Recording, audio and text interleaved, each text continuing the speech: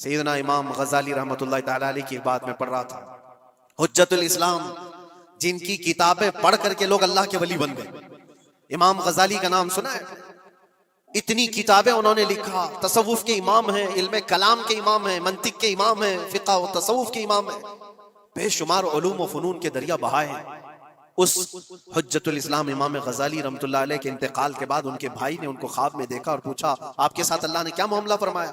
امام غزالی فرماتے اللہ نے مجھے بخش دیا، میری لکھی ہوئی کتابیں، میری عبادتیں، ہزاروں کو جو میں نے پڑھایا وہ شاگرد، یہ ساری چیزوں کی وجہ سے نہیں، بس ایک کام کی وجہ سے۔ پوچھا وہ کون سا کام؟ کہا ایک بار میں کتاب لکھ رہا تھا اور سیاہی میں قلم ڈبو کر کے لکھا جاتا تھا، اور سیاہی جو بنتی تھی وہ پھلوں کے رس سے نکال کر، اور لکڑی کا قلم اس میں ڈبو کر کے لکھا جاتا تھا۔ تو میں لکھ رہا تھا کہ ایک مکھی آ کر سیاہی پر بیٹھ گئی، میں اپنا قلم روک لیا کہ ہو سکتا ہے وہ پیاسی ہو، پی کر چلی جائے۔ کافی دیر تک وہ مکھی اس سیاہی پر بیٹھی رہی، اور پی کر کے جب وہ اڑ گئی تو پھر میں اپنا قلم چلاتا رہا۔ یہ بات تو زندگی میں آئی اور گئی، میں نے تو اس کو چھوٹا سمجھا تھا، لیکن میری موت کے بعد رب تبارک و تعالیٰ نے مجھے اٹھا کر فرمایا جس نے میری چھوٹی مخلوق پر رحم کیا، بس اس نیکی کی بنیاد پر میں تجھے جنت عطا کرتا ہوں۔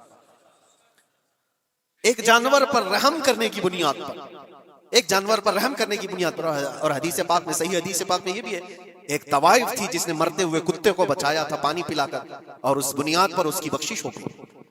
طوائف تھی اور رحم کیا جانور پر تو اس کی بخشش ہو گئی۔ میں اسلام کی وہ چیزیں تمہیں بتا رہا ہوں جو دنیا تمہارے سامنے یہ چیزیں لانے سے عاجز ہے اور قاصر ہے، یہاں تک کہ اللہ کے نبی صلی اللہ تعالیٰ علیہ وسلم نے فرمایا جانور پر اگر تم نے ظلم کیا ہے تو جس طرح سے ظلم کرو گے قیامت کے دن یہ اپنے سینگوں کے ساتھ، اپنے کھروں کے ساتھ اٹھے گا، اور اسی طرح سے اس کا بدلہ بھی دلایا جائے گا، وہ تمہیں مارے گا قیامت کے دن اور بدلہ لے گا۔ یہ بھی حدیث پاک میں ہے۔ جانور پر ہمیں اس کے چہرے پر مارنے کا حکم نہیں ہے، اس کو اس کی طاقت سے زیادہ بوجھ ڈالنے کا حکم نہیں ہے،